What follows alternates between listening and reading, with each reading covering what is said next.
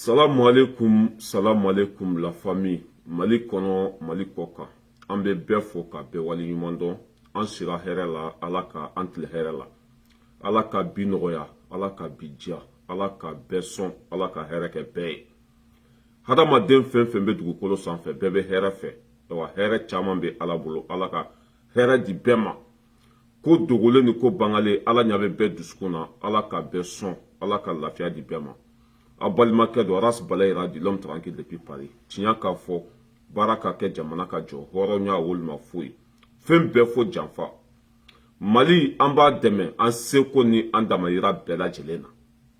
An seko ye fɛn fɛn de ye, an bɛ Mali dɛmɛ. Fo Mali ka bɔ dingɛ kɔnɔ, Maliden bɛɛ ka lafiya.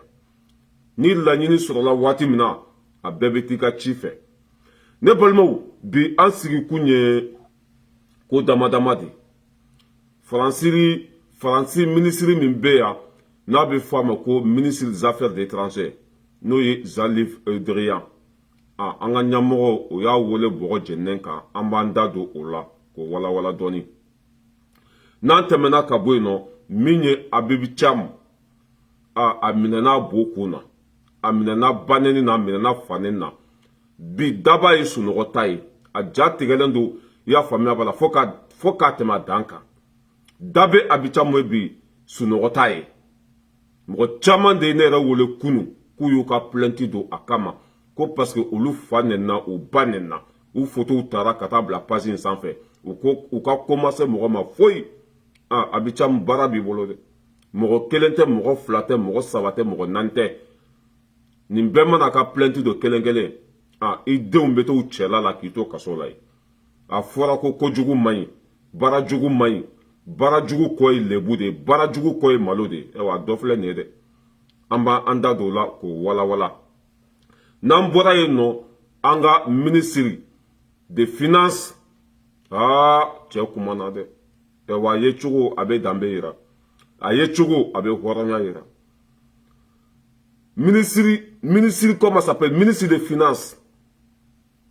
Wallahi, n'i y'a mɛn ko jamana ministre de finance do. Jamana wari bɛɛ bɛ tɛmɛ ale de ka bolo kan. Économie totale a y'o de kɛ. Vraiment waati min na sanction bɛ an kan, mais a yɛrɛ ka kuma ko ka jamana kɔnɔdenw to balo la, ko ka jamana kɔnɔdenw to wulikajɔ la, ko jamana tɛ jɔ abada. O b'a yira ko danbe bɛ ninnu na. Parce que an ka impôt min bɛ sara bi bi in na n'o ye miliyari 2,000 ni kɔ ye. Asimi tɛ k'a kɛ lenburuba ye, Sogɛl tɛ k'a kɛ lenburuba ye, minisiri fɛn fɛn bɛ yen nɔ, i y'a faamuya b'a la, ko sara bɔlen kɔfɛ a la, u mago tɛ faso wari la. Ayiwa, an bɛ k'a fɔ ko dɔ ma bɔ Asimi ka sara la, dɔ ma bɔ Sogɛl ka sara la, ja ninnu bɛɛ ye dɔ b'u ka sara la. Minisiri fɛn fɛn bɛ yen, a bɛɛ ye dɔ b'a ka sara la, an bɛ n'o fana dalilu di aw ma. Mɔgɔ caman bɛ kule la. Sogɛl bɛ 75 millions de ta, dɔ ma bɔ a ka sara la, i y'a faamuya b'a la. Njaw bɛ comment s'appelle 35 millions de ta, dɔ ma bɔ a ka sara la, an bɛ n'o dalilu di bɛɛ ma. Ne balimaw, a bɛ video in partager maximum. An bɛ kuma daminɛ ni Faransi ministre des affaires étrangères n'o ye Jean-Yves Le Drian. Ko a tɔgɔ yɛrɛ kojuguba de la Mali kɔnɔ ye. An ka ɲɛmɔgɔw u y'a wele bɔgɔ jɛnnen kan. An bɛ Asimi fo, ka Sogɛli fo, ka Maliden ɲuman bɛɛ lajɛlen fo. Mɔgɔ fɛn fɛn ye wulikajɔ kɛ walasa faso in ka taa ɲɛfɛ,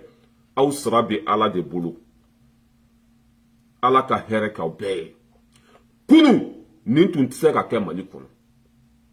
Faransi, n'i ye tubabu ye Mali kɔnɔ dɔrɔn, an ka ɲɛmɔgɔ minnu tɛmɛna, n'u ye tubabu ye, fo bɛ bɔ k'u ka kulusi kɔnɔ. N'u ye Faransɛw ye, u t'a dɔn u bɛ min kɛ tuguni. Faransɛw tun kɛra i n'a fɔ komi u ka Ala, ka an faso ta ka d'u ma. Cogo min ka di Faransɛw k'a kɛ an faso kɔnɔ, bi bi in na u tɛ ka kɛ Mali kɔnɔ. An b'a fɔ ko alhamdulilayi rabil alamin.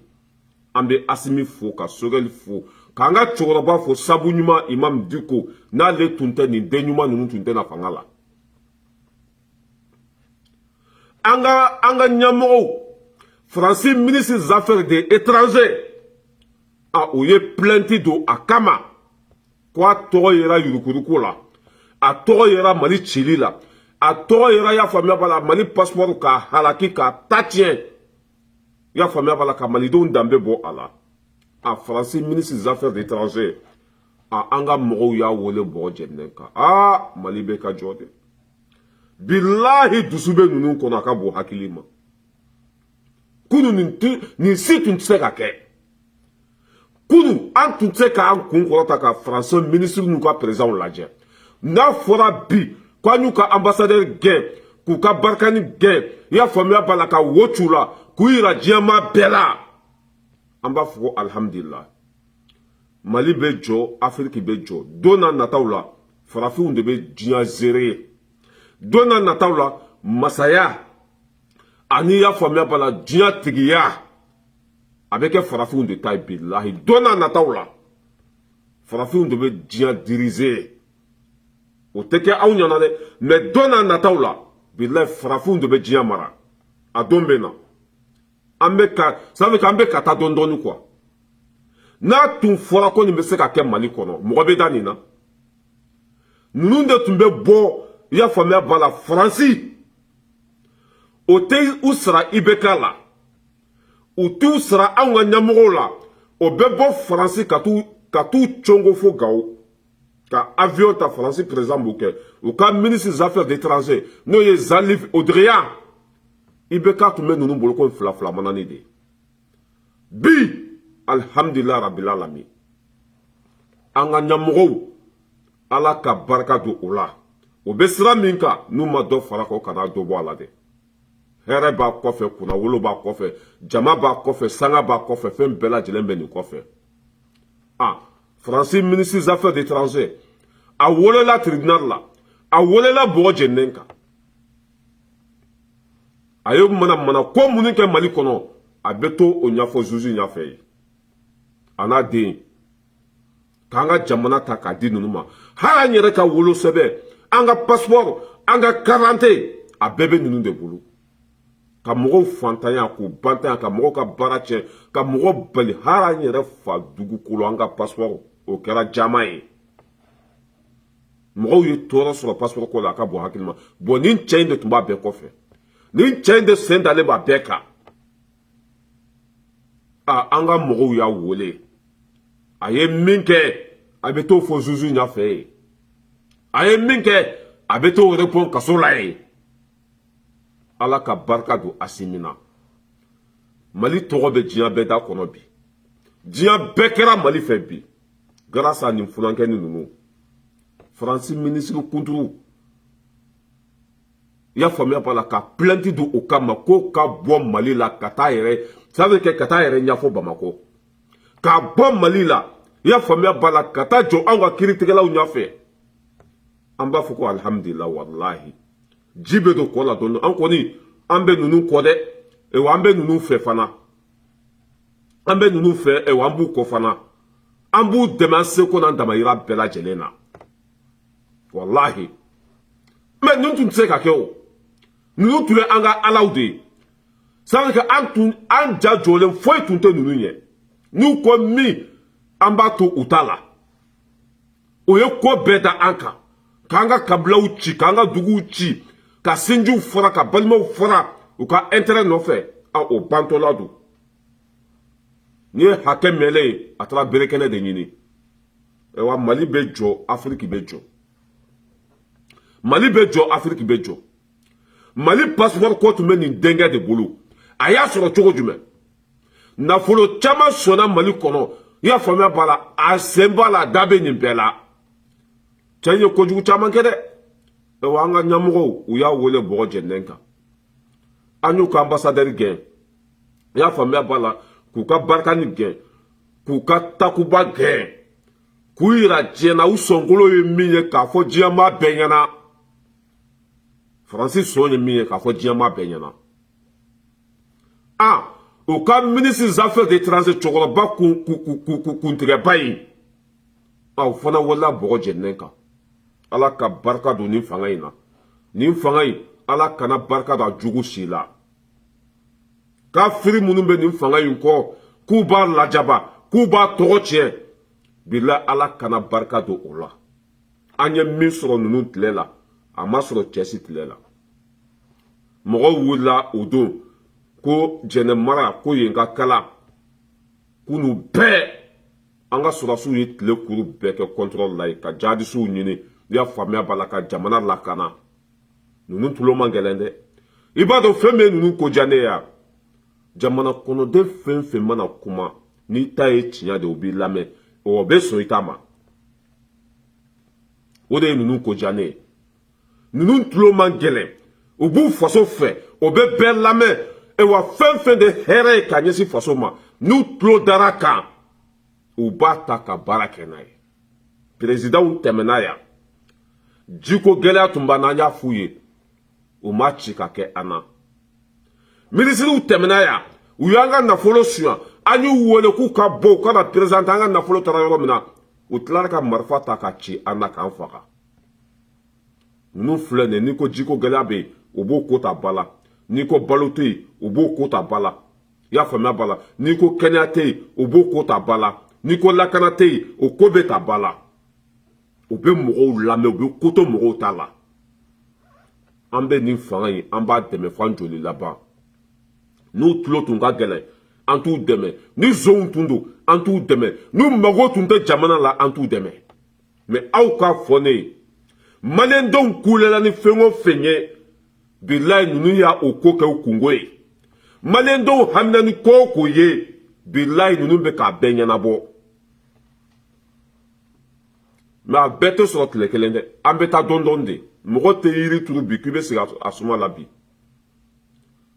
an bɛ taa dɔɔnin dɔɔnin de ninnu ka ɲi u b'u faso fɛ danbe b'u la u bɛ maloya ne balimaw n'an tɛmɛna ka bɔ yen min ye abibu cam di naturaliste mugu hɔrɔnya kɛnɛ kan danbe kɛnɛ kan a malola bɛɛ ɲɛna a musow ɲɛna a denw ɲɛna a ba ɲɛna a fa ɲɛna a ka kabila ɲɛna u ka dugu ɲɛna wa jamana yɛrɛ ɲɛna a bi cam malola a bi cam de ko banɛni man ɲi mɔgɔ min b'a fɔ mɔgɔw ye k'i kana karisa banɛni banɛni man ɲi dangadenya don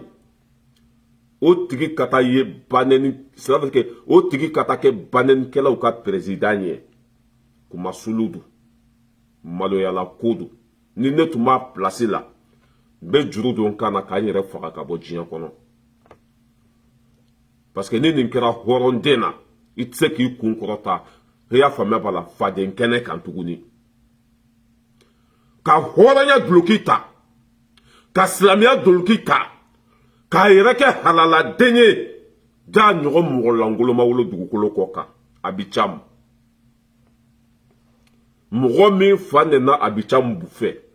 a bɛ taa fɔ mɔgɔ 2000 ni kɔ la mɔgɔ min ba nana a bi camu fɛ a bɛ taa fɔ mɔgɔ 2000 la présidentw b'a la ministres b'a la i y'a faamuya b'a la wotoro puselaw b'a la bɛɛ lajɛlen nana ni a bi camu fɛ ka taa pasi fo dɔ créer mɔgɔ min mana nɛni kɛ a b'o ta a bɛ t'o bila o pasi sanfɛ ka tila k'a booster boosteli kɔrɔ tɛ dɔwɛrɛ ye k'a sara pour que video ka taa fo yɔrɔ jan bɛɛ bɛ pasi in dɔn ja a bi camu de b'a kɔfɛ ja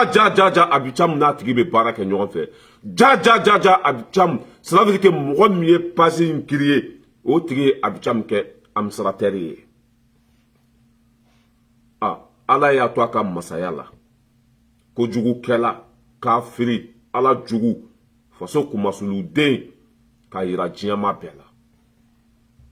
mɔgɔ bɛ se ka waatinin de kɛ ka nkalon tigɛ mɔgɔw ye mais i tɛ se k'i sigi ka nkalon tigɛ mɔgɔw ye wa nkalon tɛ mɛn bolila fana a bi camu ko a ye dani gɛn ko banɛnikɛla don ko a ye balayira gɛn ko banɛnikɛla don ko a ye jɛnɛ gɛn ko banɛnikɛla don ko a ye jɛnsɔn gɛn ko banɛnikɛla don mɔgɔ tun b'a miiri k'a fɔ ko a bi camu bɛ sɔrɔ banɛni na wa a bi camu tun man ka sɔrɔ o la mais ni danga bɛ mɔgɔ kɔ i bɛ sɔn ko bɛɛ ma ni ala banna mɔgɔninfin na i bɛ sɔn ko bɛɛ ma ni ala ye mɔgɔninfin halaki bila i bɛ kɛbali kɛ a bɛ camu pasi min bɛ yen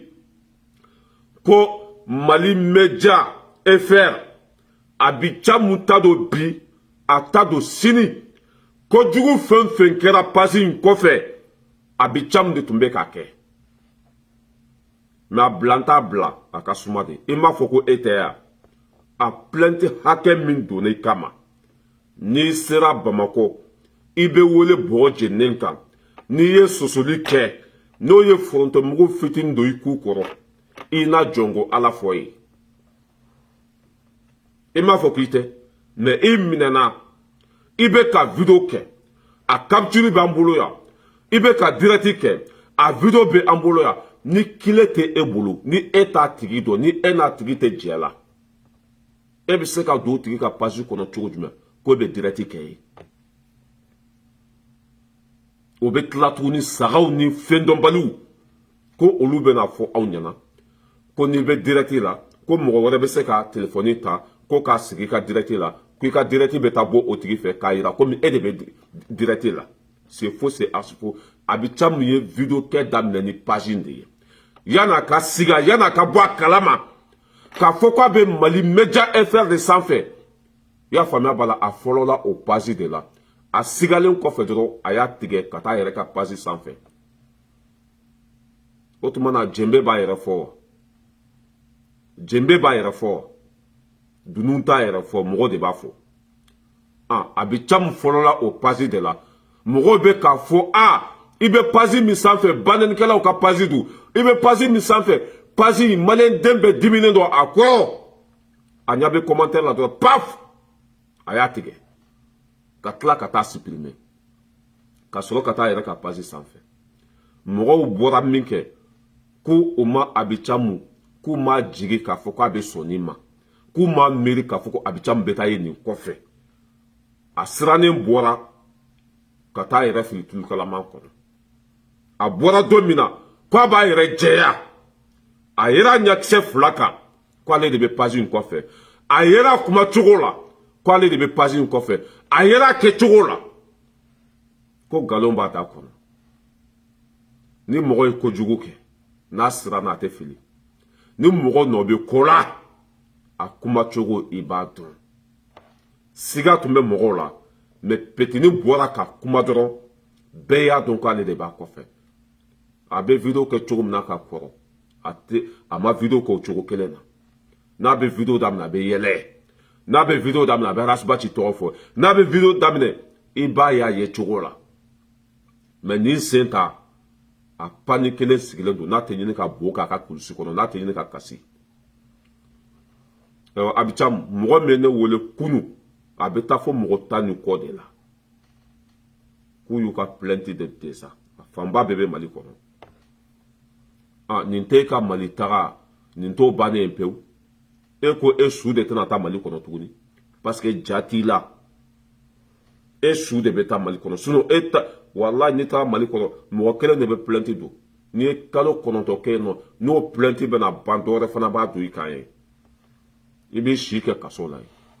k'a firi ala jugu banɛnikɛlaw ka ɲɛmɔgɔ banɛnikɛlaw fa banɛnikɛlaw président mɔgɔ tun b'a miiri ko nin bɛ sɔn nin ko sugu ma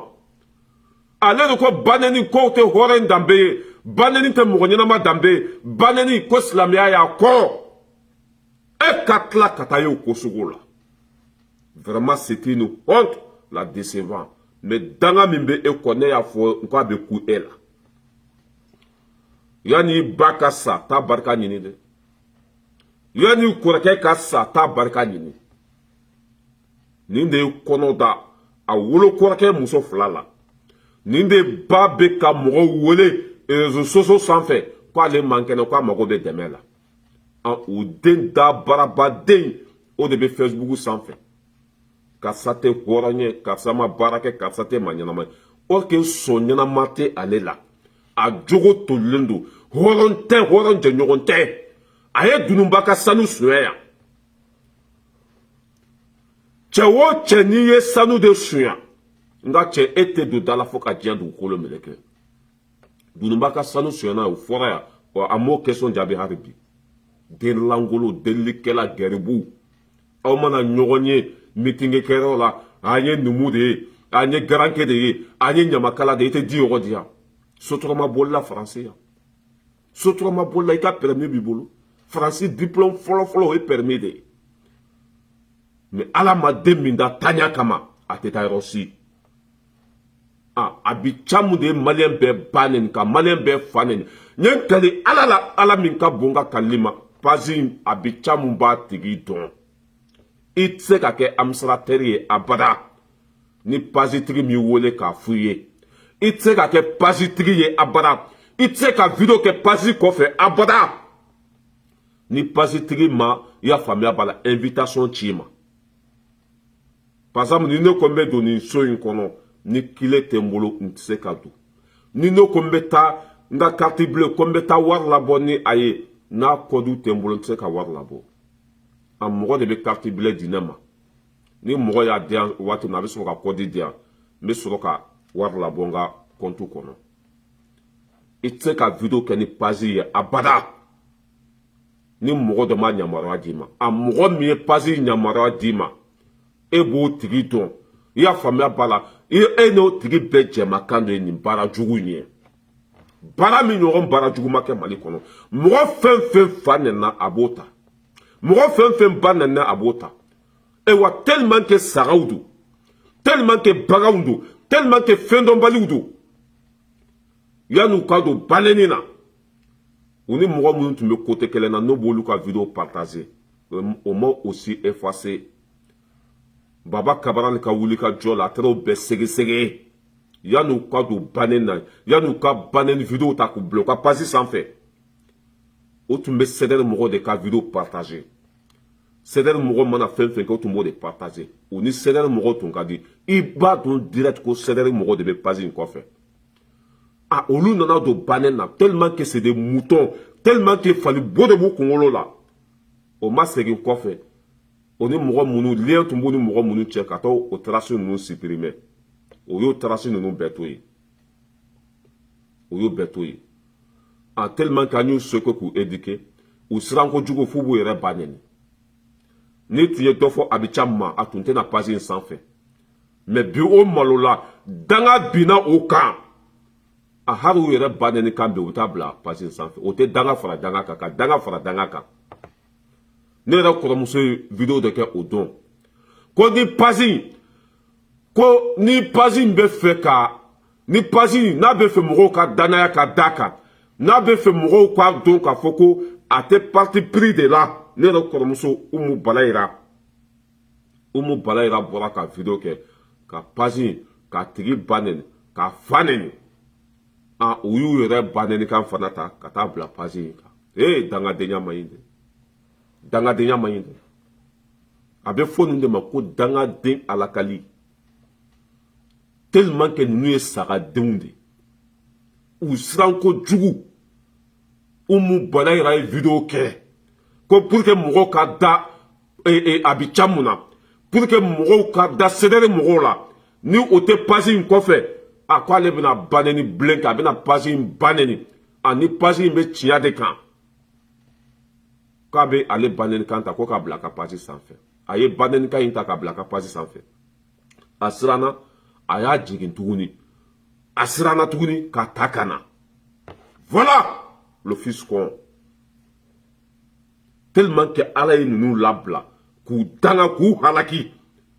sisan u yɛrɛ ba nɛni kan o b'o de partager pour que mɔgɔw kana dɔn k'a fɔ ko olu don nin ye dangadenya ye dɛ nin ye dangadenya ye dɛ Abicha mu yɛrɛ ba nɛni kan ni e de bɛ page in kɔfɛ i ba tan i fa tan o bɛ ta ka taa bila pour que mɔgɔ kana siga o la pour que ale kana taa kaso la danga ma ɲi dɛ wa nin page jugu sago in ko Mali Media FR Abicha mu ta don Abicha mu de b'a kɔfɛ depuis kunu video fɛn fɛn kɛra Abicha mu kan o tɛ yen video fɛn fɛn kɛra Rasa kan o tɛ yen video fɛn fɛn ye sɛbɛko ye o tɛ yen mais ni mɔgɔ ye anw ba nɛni o bɛ bila yen ni mɔgɔ wɛrɛ ye karisa ba nɛni o bɛ bila yen mais olu ba mana nɛni fɛn o fɛn na o tɛ bila yen a donna k'a fɔ k'olu de b'a kɔfɛ a donna k'a fɔ ko olu de ta don a bɛ camu siran ko jugu hali ni y'a yɛrɛ ba nɛni bi a b'o ta ka t'o bila yen o tɛ ka t'i jɔ i y'a faamuya b'a la k'i yɛrɛ wolo ba nɛni ka t'i jɔ ko ça veut dire k'a ɲini k'a fɔ ko e bɛ jɛ i yɛrɛ wolo ba nɔfɛ o tɛ nin ye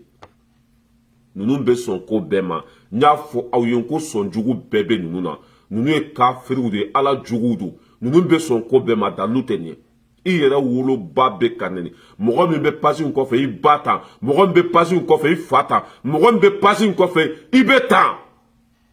Umu Bala yɛrɛ y'a video kɛ ko ni pasi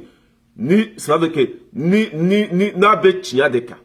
n'a y'a sɔrɔ CDR mɔgɔw t'a kɔfɛ n'a y'a sɔrɔ kuma min bɛ ka fɔ Abidjan ma ni tiɲɛ don walima ni tiɲɛ tɛ k'ale bɛna banni kisɛ bilen kɛ k'a bɛna pasi in ba nɛni k'a bɛna pasi in fa nɛni mɔgɔ min b'a kɔfɛ i fa tan mɔgɔ min b'a kɔfɛ i ba tan a ko n'a y'a sɔrɔ ko pasi in ko a tilennen don a ta ye i y'a faamuya b'a la a ta tɛ mɔgɔ ko ye a ta tɛ parti pris ko ye k'ale bɛna pasi in ba nɛni a ye pasi in ba nɛni jɔn de bɛ pasi in kɔfɛ Abidjan y'o ba nɛni kan ta ka to o bila Mali Media FR kɔfɛ k'a yɛrɛ ça veut dire k'a yɛrɛ ba nɛni kan k'o ta ka to bila a ka pasi kan tellement k'a paniquelen don bi tellement k'a sirannen don bi tellement k'a tɛ fɛ k'a dɔn k'a fɔ k'ale bɛ pasi in kɔfɛ fɔlɔ i tun bɛ Abidjan ba nɛni a tɛ pasi in kɔfɛ i bɛ taa bɛɛ ka video bɛ pasi in sanfɛ fo arasa dɔ fɔra arasa ma fan bɛɛ fɛ mais i t'o ye pasi in sanfɛ mais pour que k'a na mɔgɔw ɲɛ ko ka na bɔgɔ vɛri don mɔgɔw ɲɛna a bibi na ne dɔ fɔ Abidjan ma dɔrɔn o b'o ta ka taa bila pasi in sanfɛ danga man ɲi dɛ ala k'an kisi laban ko jugu denya ma ala k'an kisi tatiɲɛ ma sisan u b'u k'u yɛrɛ ba de nɛni u yɛrɛ ba nɛni kan u b'u k'o de partager pour que o kana taa kaso la pour que mɔgɔw kana dɔn k'a fɔ k'olu bɛ pasi in kɔfɛ voilà les fils con dangaden alakali filɛ nin woloko jugu den o alakali de filɛ nin i yɛrɛ ba bɛ ka nɛni video min na i k'o ta ka taa o bila i yɛrɛ ka pasi sanfɛ o tɛ k'i da fɔ i yɛrɛ ba la o tɛ k'i yɛrɛ ba nɛni o tɛ k'i yɛrɛ dɔgɔya wa hali ne tagamana sɛfan k'a bɛ ci wa nin dangaden ninnu filɛ an y'u kulɛri yira mɔgɔw la a mɛnna an y'u sɔn fɔ mɔgɔw ye a mɛnna an y'a fɔ ko ninnu bɛ sɔn ko bɛɛ ma hɔrɔnw tɛ hɔrɔnw jɛɲɔgɔnw tɛ danbe t'u la nin t'a tiɲɛ bangalen ye i cɛkɔrɔba ka taa video kɛ pasi kɔfɛ ka tila ka siran mɔgɔw ɲɛ k'i ɲɛ jɔ ala la ka siran hadamadenw ɲɛ k'i ɲɛ jɔ ala la cɛkɔrɔba a sɛbɛn a sa dingɛ da la Abidjan i bɛ direct la pasi kɔfɛ tiɲɛ don nkalon tɛ ni pasi kile t'i bolo i tɛ se ka taa don parce que Abidjan tɛ se ka na don ne ka pasi in kɔnɔ ni ma invitation cɛ ma ni ma kɛ administrateur ye a tɛ se wa n tɛ se ka Abidjan kɛ administrateur ye a yɛrɛ ɲinɛ ma i bɛ mɔgɔ o mɔgɔ kɛ administrateur ye i n'a tigi bɛ bɛn ka di i b'a fɔ a tigi ye de a i cɛkɔrɔba to ka taa i pasi kɔfɛ i bɛ direct la a dalu bɛɛ bɛ an bolo yan preuve bɛɛ bɛ an bolo yan e ka n'i jɔ k'a fɔ e t'o pasi dɔn o tuma dunun b'a yɛrɛ fɔ wa dunun b'a yɛrɛ fɔ tellement que a siranna n'a sera Sakɔ n ka foli bɛ yen tanti Jeska Mete k'i fo tanti Zanette Kone n ka foli b'aw bɛɛ lajɛlen ye tellement que Abidjan mun siranna a yɛrɛ ba nɛni kan a bɛ k'o de ta bi k'o partager a yɛrɛ woloba bɛ ka nɛni bi a bɛ k'o ta k'o bila a ka pasi sanfɛ nin tɛ dangadenya dan ye o que fɔlɔ i bɛ Abidjan fa nɛni k'a ba nɛni a tɛ pasi in sanfɛ i bɛ arasa nɛni a tɛ pasi in sanfɛ mais a dɔnna bi ko olu de ta ye pasi in ye pour que ka mɔgɔw bila fili kɔnɔ pour que a kana dɔn k'a fɔ olu de bɛ pasi in kɔfɛ ni Abidjan ba nɛni une seconde a bɛ taa bila ye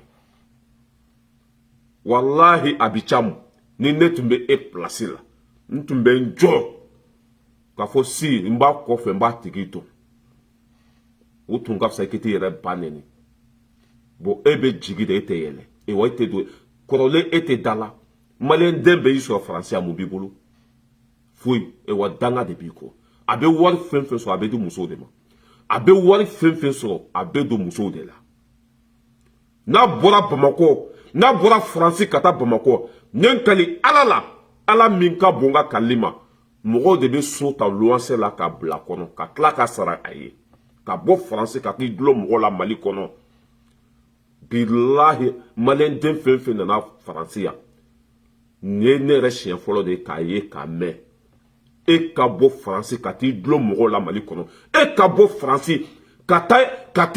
taa siri mɔgɔw la Mali kɔnɔ ye o tɛ dangadenya alakali ye e wa nin kafiri den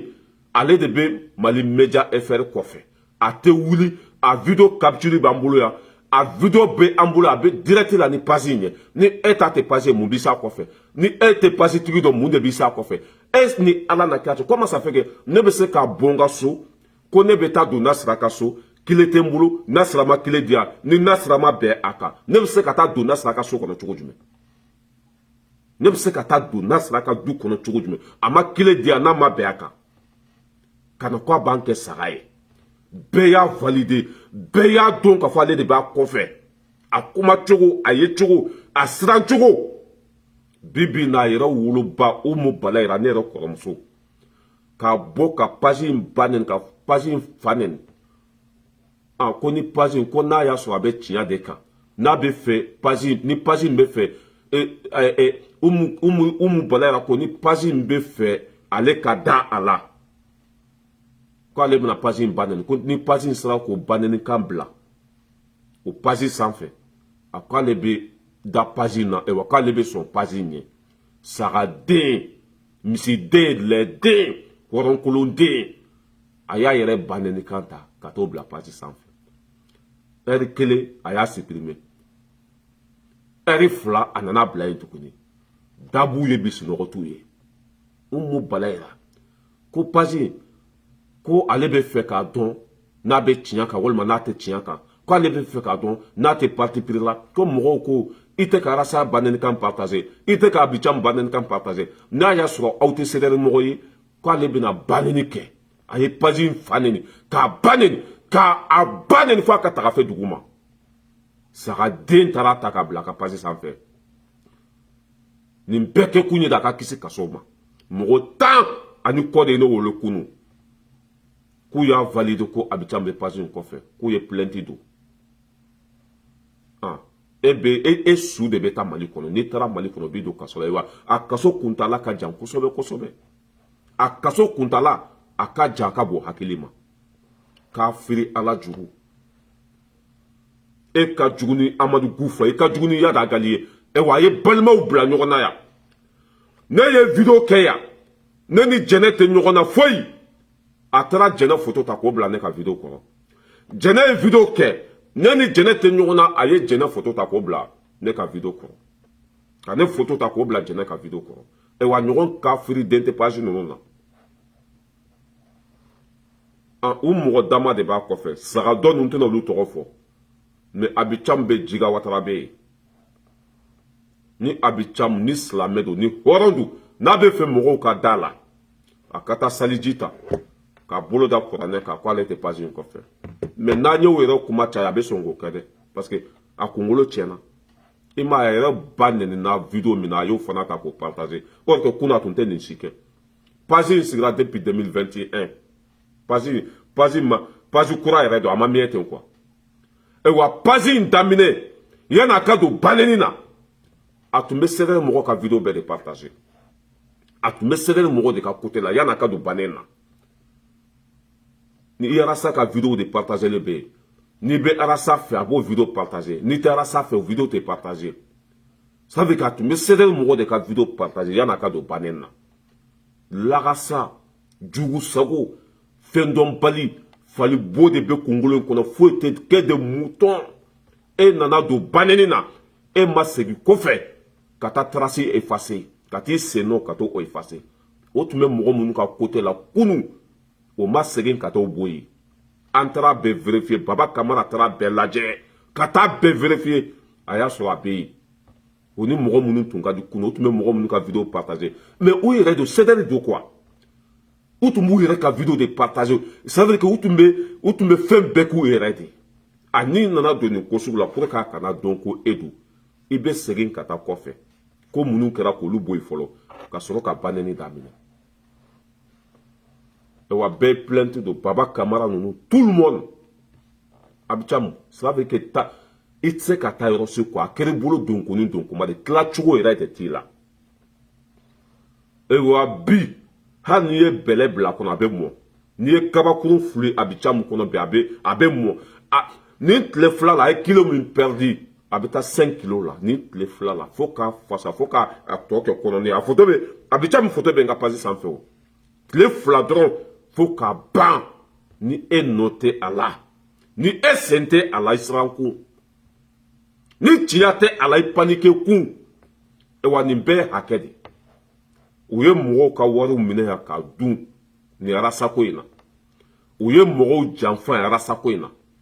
u ye mɔgɔw tɔɲɔ yan arasako in na u ye fantanw feere yan k'o wari minɛ ka kari u kɔnɔ ninnu bɛ bɔ n'u yɛrɛ ye de ala bɛ ninnu labila de fura foyi t'a la jɔn tun b'a miiri ko Abidjan bɛ sɔn nin ma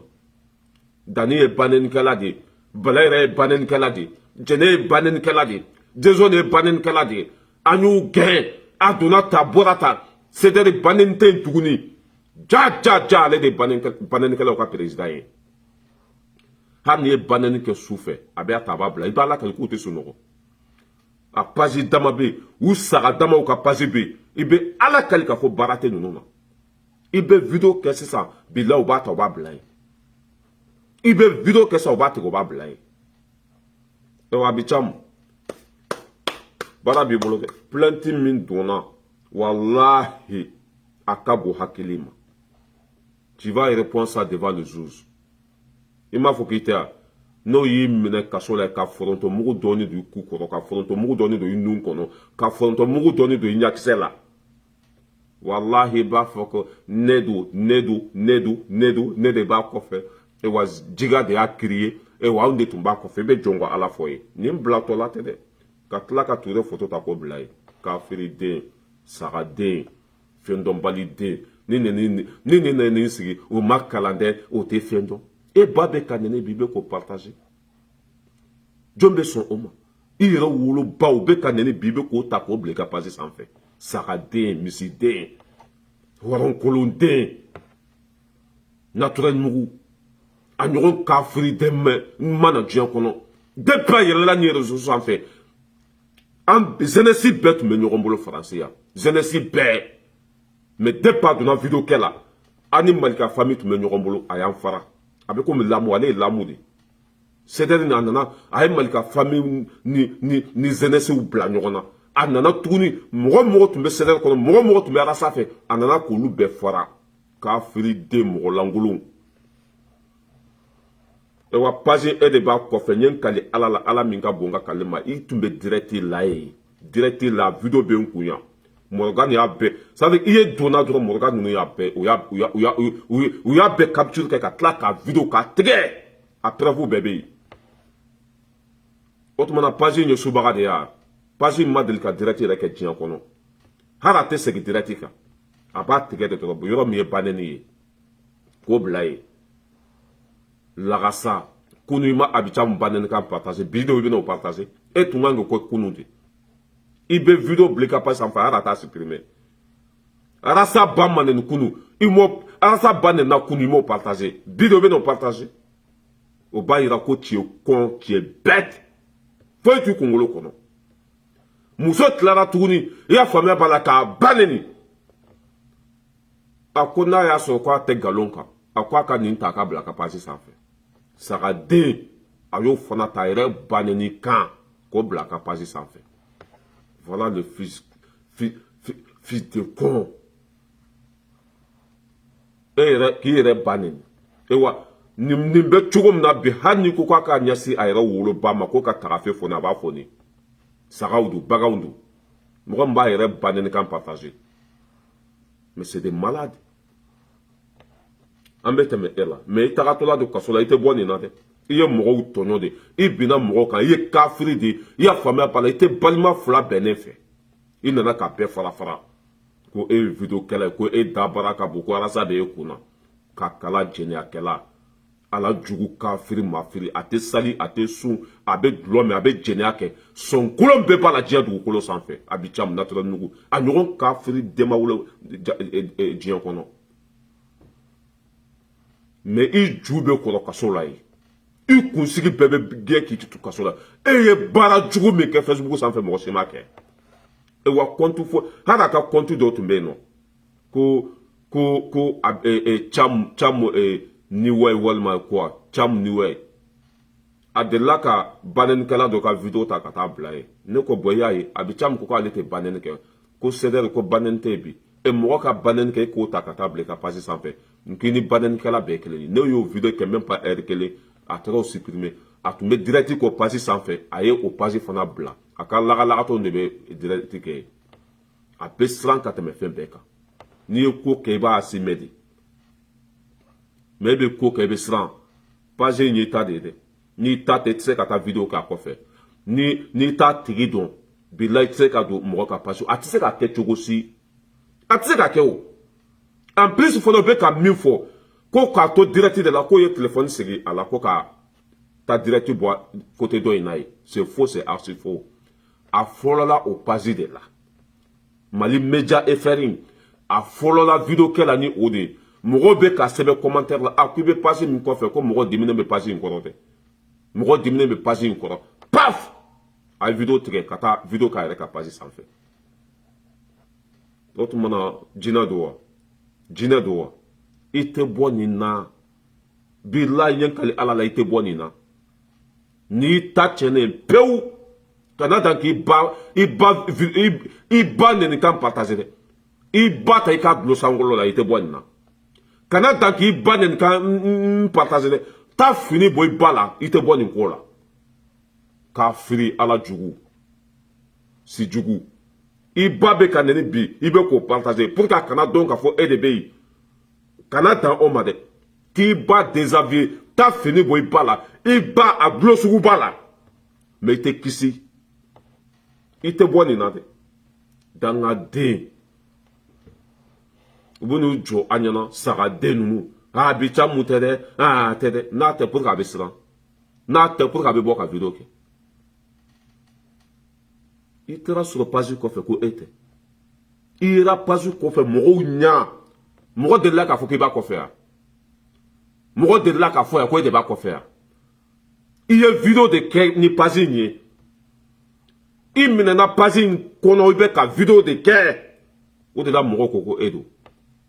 i bɛ ni i dangaden sigi an da la ko e tɛ n k'i sɔrɔ yen nɔ k'i mɛntɛn fara voilà n bɛ tɛmɛ ale la ne balimaw Jimé Kanté a bɔra a fɔrɔntɔra Jimé Kanté ne m'a fɔ aw ye ko Jimé Kanté Adam Diko Jimé Kanté bɛ ne ka sa o nɔfɛ hali n'o ko k'a ka bo dun a b'a bo dun Maliki Konate pareil Jimé Kanté sira bila min na Jimé Kanté ta tɛ Maliko ye tuguni dɛ Jimé Kanté ninnu degera wari de la wari Jimé Kanté bɛ fɔrɔntɔ sugu bɛɛ la a bɛ publication sugu bɛɛ la a bɛ sɛbɛnni sugu bɛɛ la tellement que an y'a gosi i y'a faamuya ba la Gabriel Touré mɔgɔw fana bɔra u y'a gosi a sɔn ye fɛn o fɛn k'a bɛɛ fɔ Jimé Kanté paniquera ko ale bɛ taa kuma Arasa ka plateau sanfɛ ko ala ka n'i ci dɛ n'i bɛ fɛ ka kɛ samiya bo ye n'i bɛ fɛ maliyɛnden bɛɛ ka tigɛ i la ça veut dire que n'i bɛ fɛ ka kɛ ɲuguntan fɛn ye n'i bɛ fɛ i danbe ka bɔ i la taa kuma Arasa ka plateau sanfɛ wallahi ni kuma na mɔgɔ tɛ sɔrɔ Mali kɔnɔ min bɛ k'i fɛ tuguni n'i bɛ fɛ mɔgɔw k'i bila n'i bɛ fɛ hali muso n'i denw k'i bila n'i bɛ fɛ ka kɛ mangoya mugu o ka fufu nɔfɛ taa kuma Arasa ka radio so la i ma madame Povron ye hali n'a bɔra carré kɔnɔ bi mɔgɔ bɛ daji to a kan de madame Povron bilahi n'a bɛ tɛmɛ carré kɔnɔ a b'a yɛrɛ masigi de ne y'o fɔ Jimé Kanté a ye taali bɔ a ma a b'a dɔn min b'a la o k'ale bɛ taa kuma Arasa ka plateau sanfɛ ko Arasa y'a invité kafiriden in sigilen don mɔgɔ mɔgɔ bɛ faso contre la a b'o de invité mais mɔgɔ mɔgɔ bɛ faso in fɛ a t'o invité n'i bɛ fɛ ka Arasa n'i bɛ fɛ ka jamana réalité dɔn et ka émission R sabayi R kelen ket téléphonie la bla quoi téléphonie la bla ibe R saba de ka radio so la kule la R la bayi o téléphonie la bla comme mo ka wole like ma ba do min bala o aba do min bala na téléphonie bla aba ba to me atako ça veut aba to bi do tulo ko ka free a Jimmy Kanté bora kanu kuma fa ya donc ka fo bébé na bo ça veut que quoi beta Jimmy Kanté bla mana kan fo la Jimmy Kanté reba do min bala Jimmy Kanté quoi l'état Jimmy Kanté somina faut Jimmy Kanté ba bla ka passe en fait il sera direct avec Rasbat 21h ne ya yedron ko wala nko ne Rasbat nya yo capture ka do ka blanca passe en fait ko ala kaniti de billahi manja doni bi no fait ni tara kuma o plateau sanfɛ nyen kali ala min ka bonga kalima hari muso ni don betege la no kɛra o yi kɛle bon fu safu ye ji kana kɛ Gabriel Touré la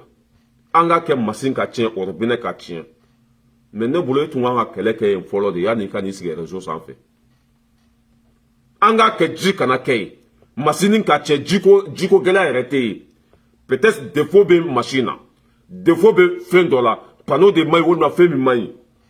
Jimmy Kanté en tant que syndicat i bɛ kɛlɛ kɛ yen de fɔlɔ bɛɛ k'a dɔn k'a fɔ i ye kɛlɛ kɛ mais ko ni kelen dɔrɔn ka n'i sigi réseau sanfɛ Mali bɛ ka taa cogo min na a man ɲi o tuma Mali dan ye Gabriel Touré de ye Mali bɛ ka taa cogo min na cela veut dire que Mali bɛɛ de man ɲi Mali bɛɛ taa cogo de man ɲi dès que o kuma bɔra da kɔnɔ ne y'a dɔn k'a fɔ a bɛ dɔ ka baara la ne y'a dɔn k'a fɔ Jimmy Kanté bɛ fɛ ka kɛ opposant de a bɛ fɛ ka na bila nin fanga in contre de la n'an tun b'a kunbɛn nin cogo la kafiri ninnu bɛ ka caya de taa ɲinan mɔgɔ minnu degilen bɛ wari dun na o bɛ fɛ ka caya de an b'u kunbɛn nin cogo de la k'u frappé o bɛ don u ka wo kɔnɔ ye ko jamana bɛ ka taa cogo min na Gabriel Touré ni kungo bɛ yen o ni jamana ko bɛ ɲɔgɔn sira la o ni jamana kuntigi bɛ ɲɔgɔn sira la i tɛ bɔ dɔrɔn Gabriel Touré nin yɔrɔ ni problème bɛ yen kungo bɛ yen nin ko bɛ yen mais ka n'i sigi ko an ka jamana marabaga minnu bɛ bi k'u ka baara kɛcogo man ɲi o yɛrɛ de ye ne tɔɔrɔ quoi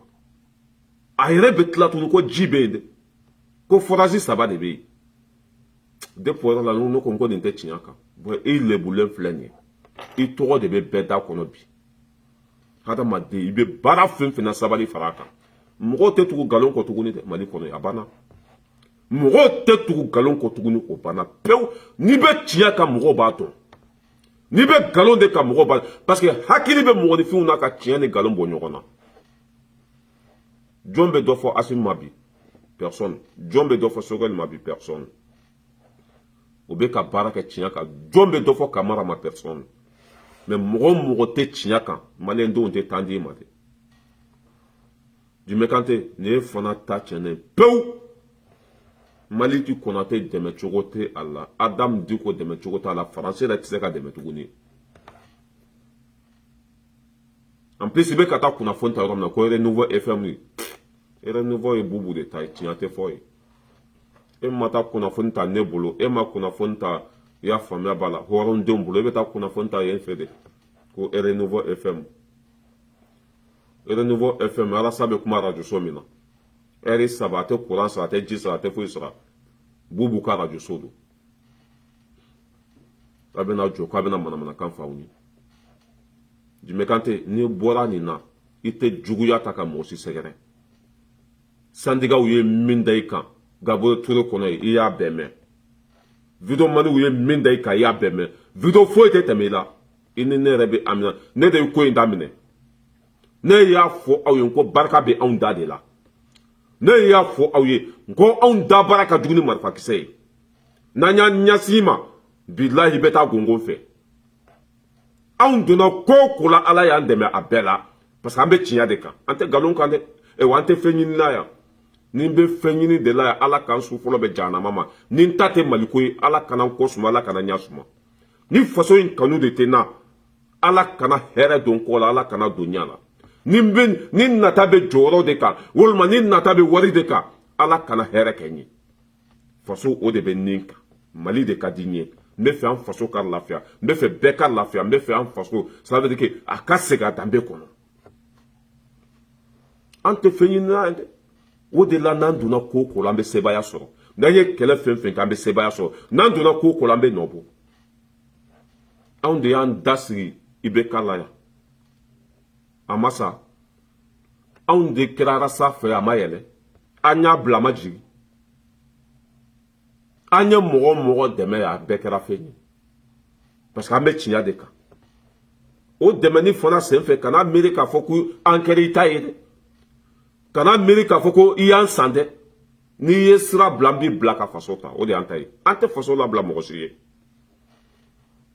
Jimé Kanté ne bɔra ka kumana kelen de Jimé Kanté paniquera a taara ko kolon dɔ kɛ tuguni a paniquera tuguni a ma ɲɛ u ka syndicat yɛrɛ bɔra a kama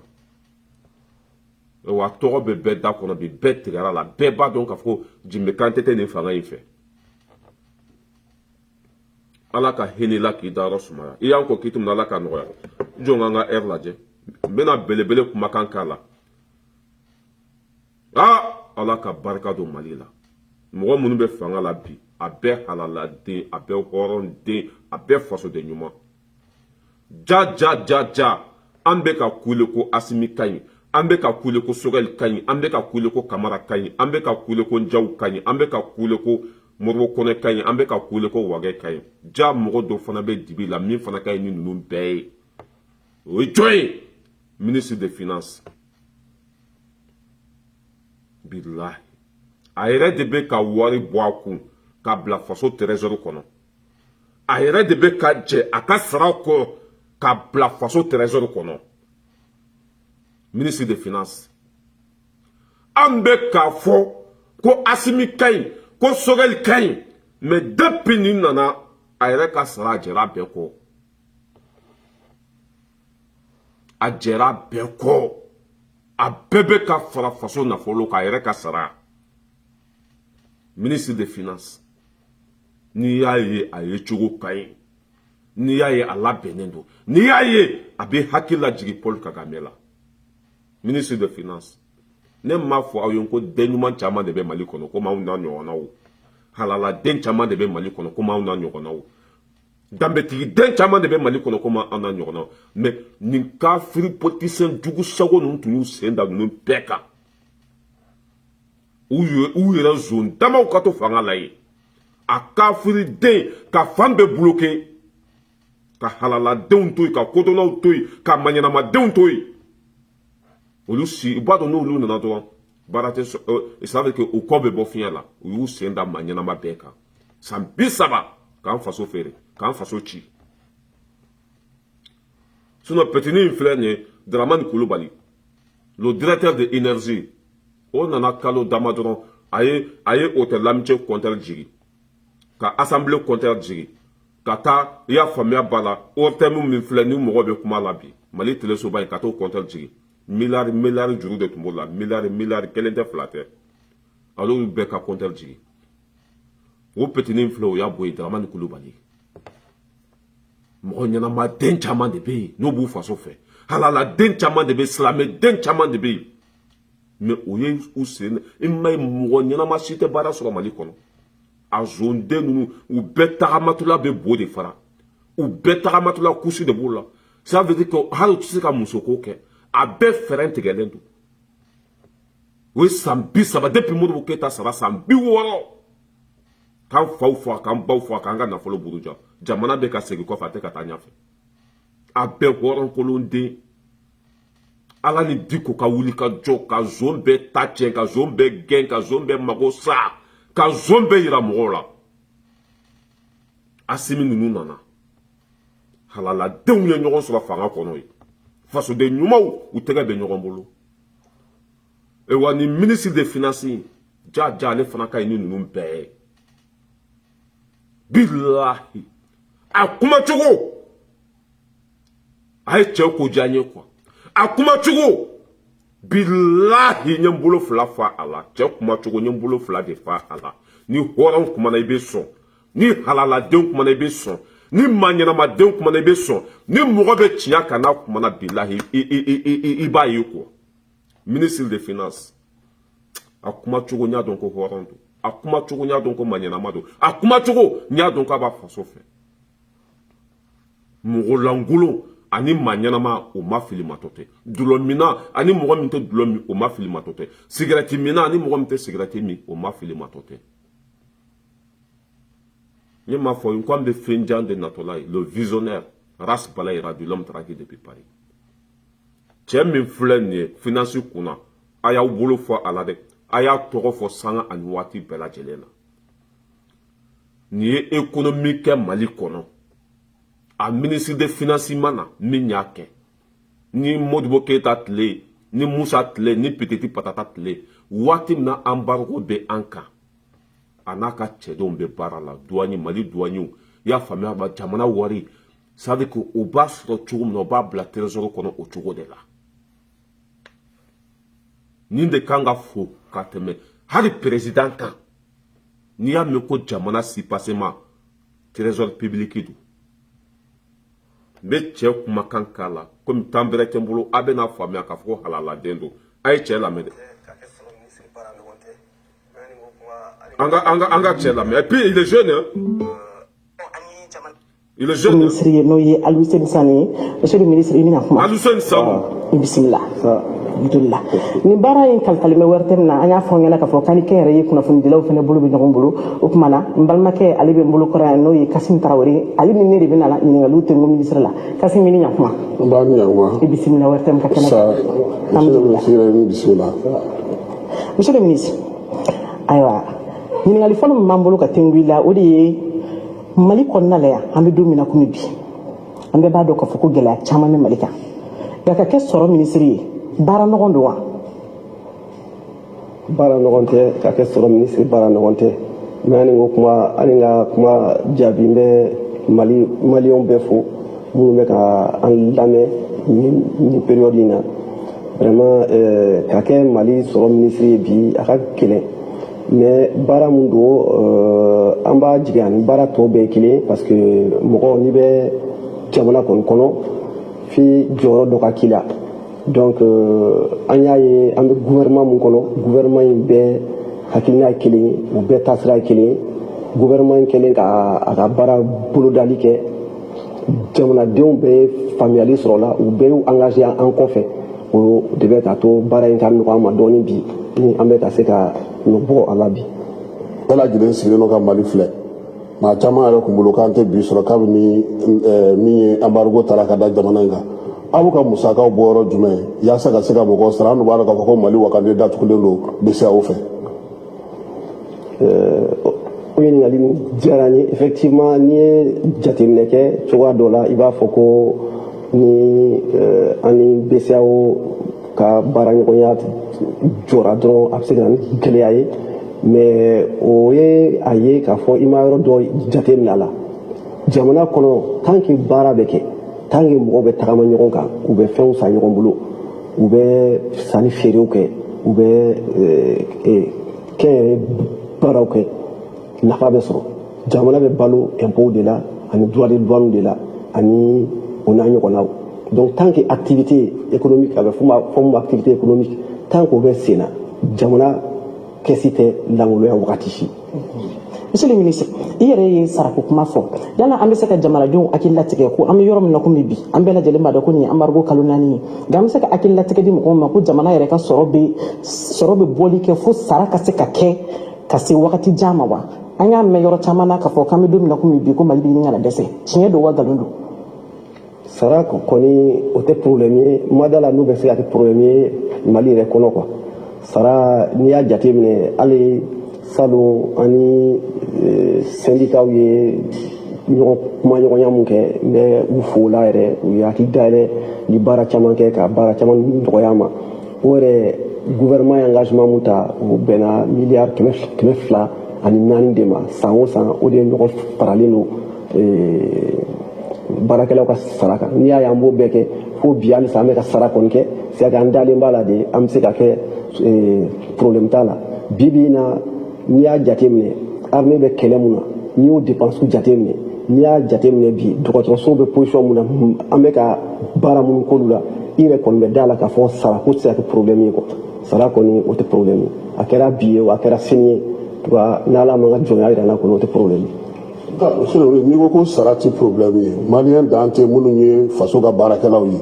jagokɛlaw ko k'u ka juru b'aw la min ye mandaw ye olu tɛ ka se ka sara juru ninnu bɛna sara cogo di olu bɛ baara kɛ cogo di yaasa ka se ka sɔrɔ yakubaya kɛ jamana kɔnɔ. i ka nin kuma ye tiɲɛ kosɛbɛ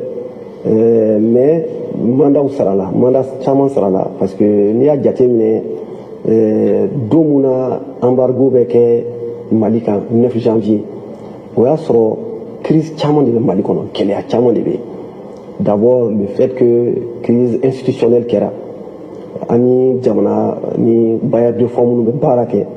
olu y'u ka baara caman jɔ parce que olu ka sariya de ye f'u ka tila ka segin ka na sɛgɛsɛgɛli dɔw kɛ pour que aw ka segin ɲɔgɔn ma crise sécuritaire min b'an fɛ yan c'est à dire kɔrɔnfɛla ni an ka jamana camancɛ la gɛlɛya min tun bɛ yen olu crise bɛɛ b'a to hali douane tɛ se ka kɛ frontière caman na donc an bɛ se ka 400 milliards ɲɔgɔn de n bɛ se k'a fɔ an tun t'o de sɔrɔ ka da crise in kan n'i y'a jateminɛ bana minnu nana ko covid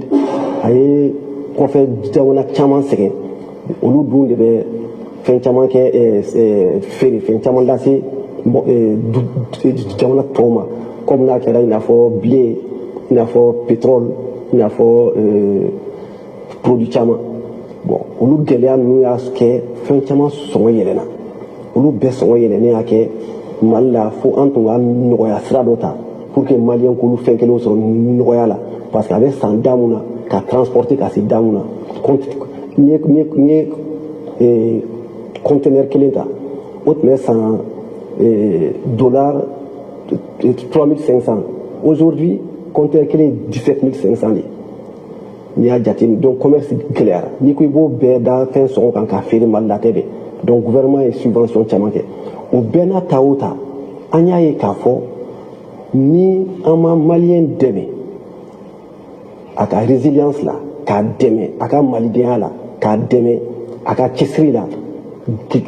gɛlɛya in bɛ se ka kɛ sababu ye problème bɛ bɔ yɔrɔ caman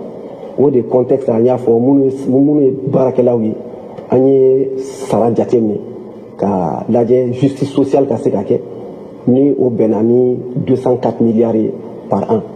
maintenant dans le même temps an y'a ye k'a fɔ entreprise misɛnnin caman bɛ yen baara cakɛda caman bɛ yen minnu bɛ état bɛ fɛn sa u fɛ jamana bɛ fɛn sa u fɛ a bɛ service sa dɔw fɛ u fana ka mandat caman tun bɛ yen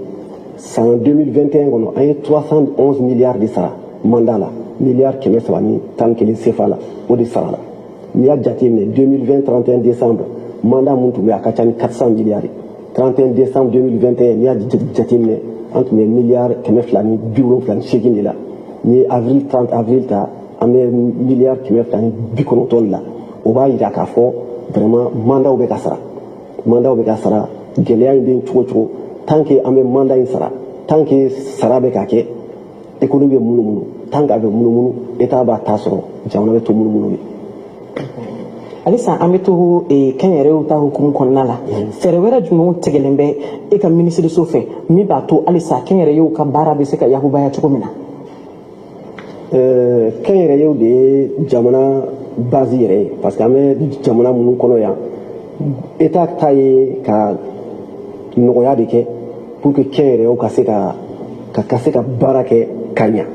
état bɛna ni nɔgɔya minnu ye o ye ka sirabaw da ka courant nati ka kɛnɛya di mɔgɔw ma ka sariyaw ta ka bɛɛ kɛ kelen ye tant que état b'o baara kɛ kɛnyɛrɛye bɛɛ t'a ɲɛ o sariya o hukumu kɔnɔna la an ye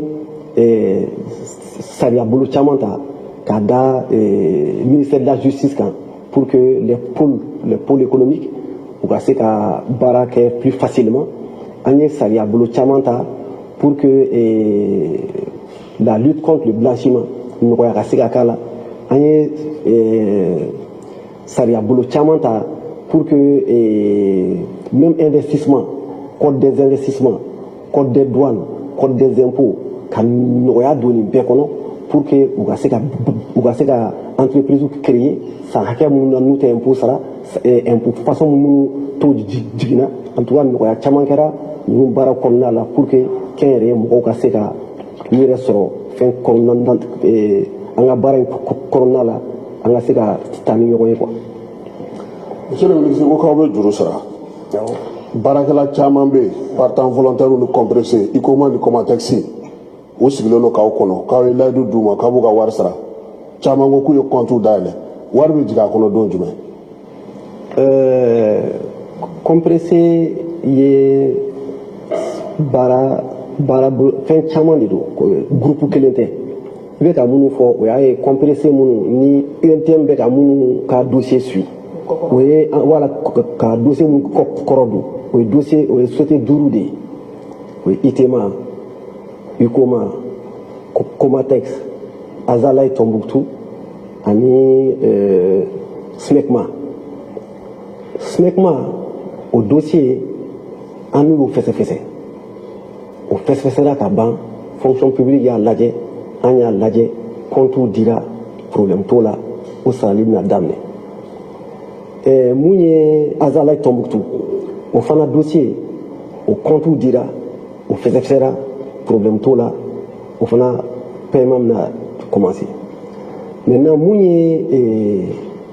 ICOMA ta ye problème dɔɔni de sɔrɔl'o la d'abord compte ninnu a bɛɛ ma sɔrɔ compte bɛɛ ma sɔrɔ et puis bɛɛ ma kɛ tɔgɔ dɔw kan u yɛrɛ dama ni ɲɔgɔn cɛ o sɛgɛsɛgɛliw bɛ sen na en même temps mɔgɔ hakɛ dɔ bɛ yen mɔgɔ 149 minnu tun ye baara bila kabini entreprise min dayɛlɛlen don directeur kɔrɔ min tun bɛ yen a y'olu bila mais an ni UNTM ka échange kɔnɔ UNTM y'a jira k'a fɔ a ka d'u ye an k'a lajɛ olu kɔni fana u bɔra baara la cogoya dɔ la même tribunal da donna la fɛn bɛɛ kɛra n'an bɛ se k'a layɛ nɔgɔya min bɛ k'a la gouvernement sɔnna k'a fɔ an bɛ olu ta ka nɔgɔya k'a la mais an nana ye k'a fɔ sisan fɛn kelen min kan ka di tɔw ma u y'a jira ko k'o kelen d'u bɛɛ ma bon an ko bon ni nɔgɔya ko de don f'an ka lajɛ an bɛ se ka nɔgɔya kɛ ka dɔ de sara mais a tɛna se k'a fɔ k'olu fana ka hakɛ ni minnu ta ni difficulté t'a la o tɛna kɛ kelen ye donc o discussion de bɛ ICOMA t'a la bon ITEMA ni Comatex sisan an ma o compte bɛɛ sɔrɔ fɔlɔ pour que ka se ka baara kuncɛ olu kan parce que n'i ye nin bɛɛ fara ɲɔgɔn kan ni société 5 ta 5 milliards et quelques de kan ka sara on a dit qu'il n'y a aucun souci c'est a ka sara u ka droit de don mais pour éviter que kana fɛn sara ko caman parce que ne tun bɛ baara kɛ banque de la an ka sariya dɔ bɛ yen ko qui paye mal paye 2 fois ko n'i ma sara ka ɲa i b'a sara tuguni donc o de kama an b'a fɔ fo numéro de compte ka di a montant ka sɛbɛn bɛɛ bolonɔ ka bila la a ka sara compte la parce que an y'a ye période tɛmɛnen na état tun ye sarali kɛ huissier dɔw ye ou bien avocat dɔw ye wari bɛɛ ma se ka se a se yɔrɔ wa o ma fɛn bɔ an ka sarata la bi o tɛna fɛn bɔ an ka sarata la bi o de y'a to an ko an k'an jilaja an ka baara kɛ siɲɛ kelen ka jɛya passe tɔgɔ ka di numéro de compte ka di montant mun kan ka d'a tigi ma o ka sɛbɛn comme ça an bɛ total kɛ an bɛ bɛn a bɛɛ la a bɛ sara fɛn mun kɔni don an ka engagement de don an kan ka sara. An y'a ye fɛnɛ k'a fɔ ko dɛmɛbagajɛkulu dɔw bɛ yen i n'a fɔ Banque mondiale i n'a fɔ BAD a yɛrɛ k'a fɔ k'olu caman ye u ka baara jɔ jamana dɔw yɛrɛ fɛnɛ ko olu ka nafolo tɛ taa Mali ka ɲɛtaa sabatili la bilen an bɛ don min na komi bi yala funu kumaw de y'o ye walima sariya ko de don an bɛ fɛ ka ɲɛfɔli sɔrɔ o la dɔɔni. An ni baarada caman baara kɛ komi yɛrɛ y'a fɔ cogo min na Banque mondiale ani FMI ani BAD ani BID u banque ninnu ka sariya la ni rupture constitutionnelle kɛra c'est-à-dire élection ma kɛ président ka sigi u ka sariya dɔ bɛ yen ko OP 730 Banque mondiale b'o de appliquer OP 730 kɔrɔ baaraɲɔgɔnya min tun b'an ni ɲɔgɔn cɛ an b'a sonsoro hali an ka n'a lajɛ kan mun b'a da an k'a mɛn donc u bɛ ɲininka sɛgɛsɛgɛli la est-ce que i bɛ juru kɔ ninnu i bɛ a reconnaît wa i sɔnn'a ma wa est-ce que constitution mun bɛ baara est-ce que i bɛ sɔn o ma wa ou bien i b'a fɛ k'o fana bɔ yen est-ce que donc sariya damadɔ bɛ yen a b'olu sɛgɛsɛgɛ i fana bɛ papiyew dilan ka taa cour suprême na olu k'o signer donc o baara in de bɛ se ka kalo kelen ta a bɛ se ka kalo 2 mois ta donc n'o wagati kɛra ni aw bɛnna la a bɛ na Mali kɛlen ka o problème ɲɔgɔn sɔrɔ août la u taara 2 mois kɔfɛ u nana an kɛlen ka ɲɔgɔn sɔrɔ mois de mai u taara u seginna ka na bi bi in na gɛlɛya min b'a n'u cɛ dɔɔnin o ye mun ye u ka sariya la jamana o jamana ni i kan ka i ka juru hakɛ dɔ sara ni tile 45 tɛmɛna k'a sɔrɔ i m'a sara sariya la fo ka baaraɲɔgɔnya in suspend tuguni pour que ka na lajɛ mun y'a to a ma sara daluya jɔn b'i bolo est ce que i bɛna se ka sara est ce que i tɛna se ka sara bon an nun ta an ma se k'a sara u ka juru dɔw sara a bɛ tile 45 bɔ u fana ye a suspend ka da mun kan an ka nafolo b'an bolo banque centrale la mais CEDEAO ni UEMOA ye sanction mun d'an kan u ko ko an tɛ se ka taa maga a la or an bɛ wari fɛn fɛn sara ninnu ye o bɛ bɔ o compte de la donc an bɛ k'an jɔ de dɔrɔn ni an ni CEDEAO ni UEMOA bɛnna dɔrɔn ni sanction levera an b'u ka fɛnw sara sinon hali kɔsa in na dɔgɔkun tɛmɛnen o tun ye assemblée générale de assemblée de printemps parce que san o san banque mondiale ni FMI bɛ assemblée dɔ kɛ tilema u bɛ kelen kɛ décembre honnêtement u y'a jira k'a fɔ vraiment tun ka d'u ye Mali délégation ka taa mais comme an bɛ embargo kɔnɔ an y'a fɔ f'a ye ko train de vie de l'État an bɛ ka dɔgɔya ka taa ninnu réunion sugu la a ka gɛlɛn an b'a préféré k'u kɛ visio la donc ne yɛrɛ n'u ye visio kɛ pendant plus de 3 heures de temps an ye ɲɔgɔn kuma ɲɔgɔnya an yɛrɛ baara kura wɛrɛw boloda minnu ni si tɛ kelen donc ninnu kɔni ye kow de ye dɔrɔn minnu bɛ kɛ période dɔ kɔnɔ mais n'u tɛmɛ tɔ don quoi. Monsieur le ministre, ni nisɔndiya bɛ maliyɛnw na o ye wolomasiri tabaw ka ko ye bɛɛ lajɛlen nisɔndiyalen don k'a sababu kɛ min ye finitigi ye o bɛ ka taa ɲɛ a musaka bɛ bɔ min sabula an bɛ k'a mɛn maa caman da k'an ka sanu bɛ ka feere an ka dugujukɔrɔfɛn dɔw tɔnɔmadalen don wari in bɛ bɔ min joli de donna minɛnw na nin waati in na. An ka gouvernement sigilen y'a jira k'a fɔ ale ka baara fɔlɔ o ye jamana lakanani ye tant que jamana ma lakana foyi tɛ yen foyi tɛ se ka kɛ économie i tɛ se ka foyi développer kɛnɛya i tɛ se ka foyi kɛnɛya sɛnɛ i tɛ se ka sɛnɛ kɛ donc fɛn bɛɛ base y'o ye ne yɛrɛ y'a jira sisan k'a fɔ an bɛ miliyari 450 de perdu parce que an ka frontière ka yɛlɛn Mauritanie yɔrɔ fɛ ka taa nord la ka na fo Niger o t'an ta ye à l'époque bi bi in na alhamdulilayi an bɛ ka avancer donc an y'a jira k'a fɔ an tɛ kariya foyi ma maliyɛn ni kisili la Mali budget joli y'an dépense a ka ca ni miliyari 2000 miliyari ye miliyari ba fila ye an bɛ 25% de don sécurité la 25% o ɲɔgɔn ma deli ka kɛ o donc an ka budget an bɛ k'o de to a la sanu ma tɔnɔ ma da wari ma tɔnɔ ma da an ka budget an bɛ k'o de to a la an ye avion san an ye kisɛw san fɔlɔ la avion joli tun bɛ pan donc n'i ye budget carburant jateminɛ défense la a tun tɛ bɛrɛ ye o mais bi kalo kelen kɔnɔ mun tun bɛ san carburant la an b'o dun kalo kɔnɔ bi parce que baara de bɛ ka kɛ kisɛ min bɛ ka ci o tɛ ye o donc dépense bɛ ka kɛ mais budget de bɛ ka kɛ. Monsieur le ministre, i da sera kuma dɔ ma a yirala k'a fɔ ko jamana kalifalen bɛ maa minnu na ko gɛlɛya b'an kan bi ko caman kan ka bɔ olu yɛrɛ ka musakaw la i n'a fɔ u ka saraw n'u ka avantages n'an ko ma tubabukan na ko la réduction du train de vie de l'État aw b'a faamuya ten yala baara jumɛn bolodalen b'o kama concrètement min b'a yira bi k'a fɔ ko jamana kalifalen bɛ ni mɔgɔ masina ninnu na u jɛra fɛn caman kɔ walasa o wari tɔ ka taa ka don nafasɔrɔ sira wɛrɛ fɛ. Effectivement an sigilen an y'a jira k'a fɔ voilà budget a ye nin yɔrɔnin lamɛn dɛ mɔgɔ minnu bɛ k'a fɔ ko sojɛli ninnu ma dɔ b'u sara la asimi ninnu ma dɔ b'u sara la a ye nin yɔrɔ lamɛn dɛ mɔgɔ fɛn fɛn bɛ yen dɔ bɔra bɛɛ sara la parce que an bɛ k'a fɔ ko ministre bɛ 75 millions ta président bɛ 150 millions ta cɛ bɛna bɛɛ de fɛsɛfɛsɛ aw ye a y'a lamɛn dɛ mɔgɔ minnu bɛ k'a fɔ dɔ ma b'u sara la o bɛ 150 millions ta o bɛ 75 millions ta o bɛ 35 millions ta i y'a faamuya b'a la wari min tun bɛ bila o coffre noir kɔnɔ caisse noire kɔnɔ dɔ de bɔra o dépense bɛɛ la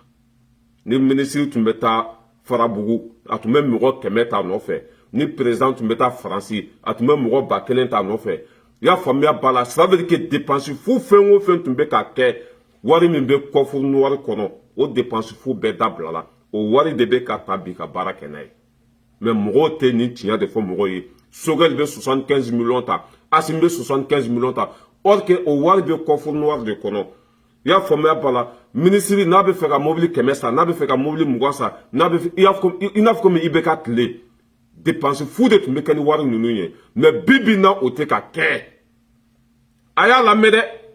a ye nin yɔrɔnin lamɛn kosɛbɛ n bɛna bila a ka taa 75 millions bɛ ka di Sogɛl ma a bɛ ka kɛ min ye cɛ bɛna fɔ 150 millions bɛ ka bila caisse noire kɔnɔ ko Assimi ta a bɛ ka kɛ min ye bi cɛ bɛ n'o fɔ Njaw ta assemblée kɔnɔ 35 millions a bɛ ka kɛ min ye bi cɛ bɛ n'o bɛɛ fɔ a malidenw minnu bɛ kule la poivron da ka gɛlɛn tamati da ka gɛlɛn Sogɛl bɛ 150 millions ta par mois nin bɛ nin ta par mois o ka wari tɛ dɛ wari in bɛ yen de k'a bɛ kɛ dépense de ye wari in bɛ yen de a bɛ kɛ dépense ye i y'a faamuya bala a y'a lamɛn kosɛbɛ dɛ n b'a bila ka taa Mali jɔra o walahi n'a sera Mali jɔra et puis nin cɛ in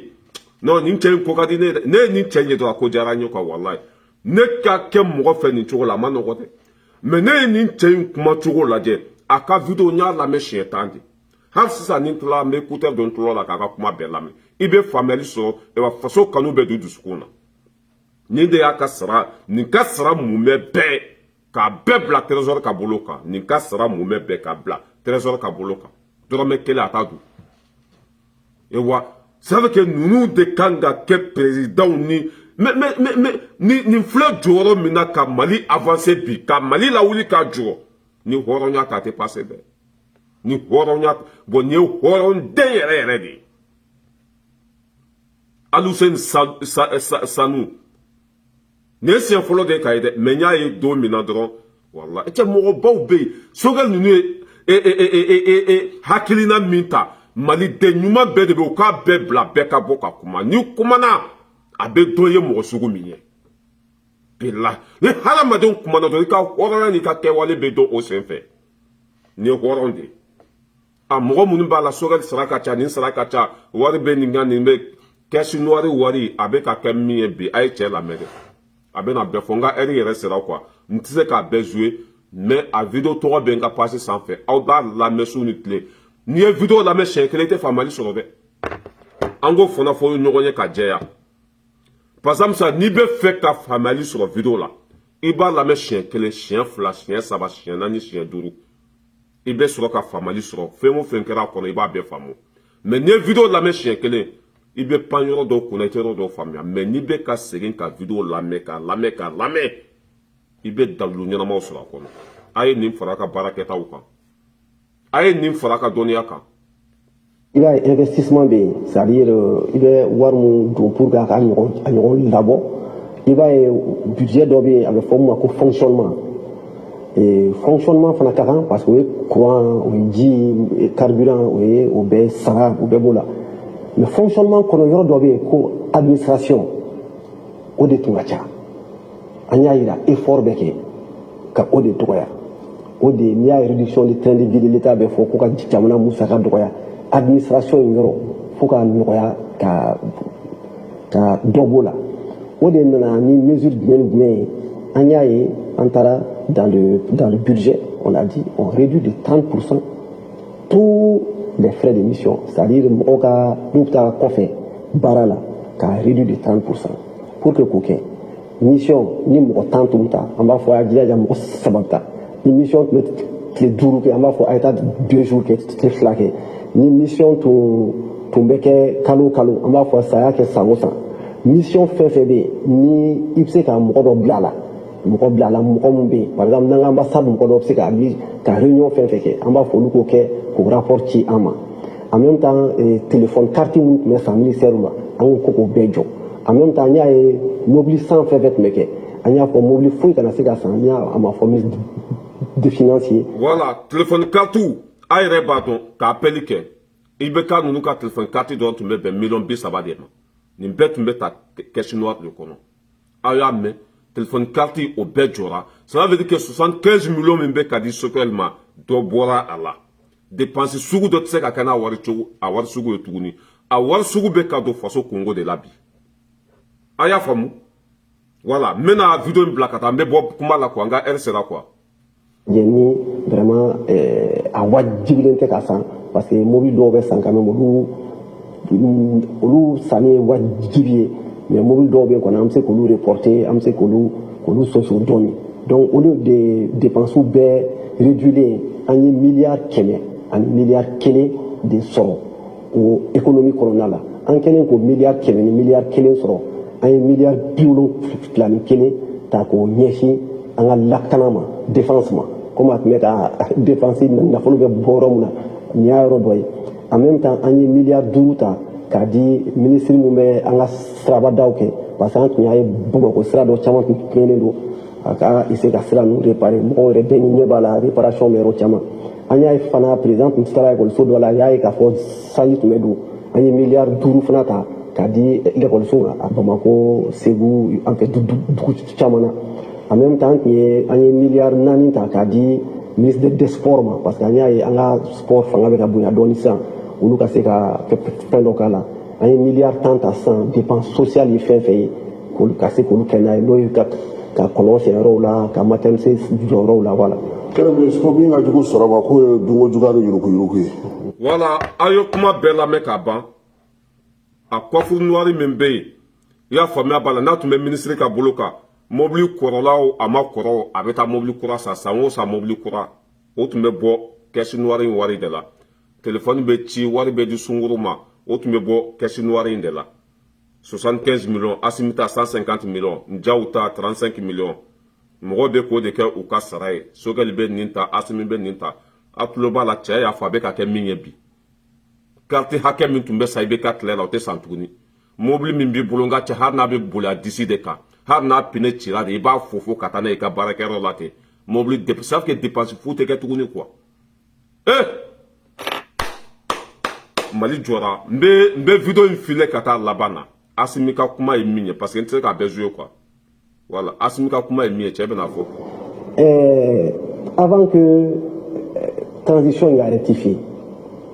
an y'an jilaja cogo bɛɛ la an ma 50 milliards sɔrɔ